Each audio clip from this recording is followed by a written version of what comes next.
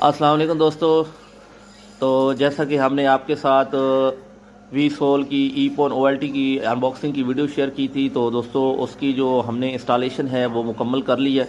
ठीक है, तो अगर आप कहेंगे कि इस पे भी वीडियो आए तफसील के साथ, तो इस पर आपने कम से कम 500 लाइक देना है, तो तब मैं इसके ऊपर वीडियो बनाऊंगा। क्योंकि आप इतनी ज़्यादा वीडियो को लाइक नहीं करते, शेयर नहीं करते और देखते नहीं हैं, व्यूज़ ज़्यादा नहीं आते, इसलिए हमारी जो मेहनत है वो रायगां जा रही है। ठीक है, तो यहाँ पे आप देख सकते हैं हमने इसकी सिर्फ 2 फ़ोन यूज़ किए हैं। ठीक है, और हमारा एक ये ONU इसके साथ लगा हुआ है, ये किस तरीके से लगा हुआ है।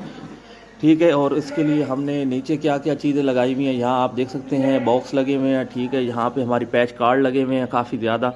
ठीक है, तो ये क्या सारा सिस्टम चल रहा है, तो अगर आप इसके बारे में जानना चाहते हैं तो ज़्यादा से ज़्यादा वीडियो को लाइक कीजिए, ताकि मैं इस पर एक तफसील और डिटेल के साथ वीडियो बना सकूँ।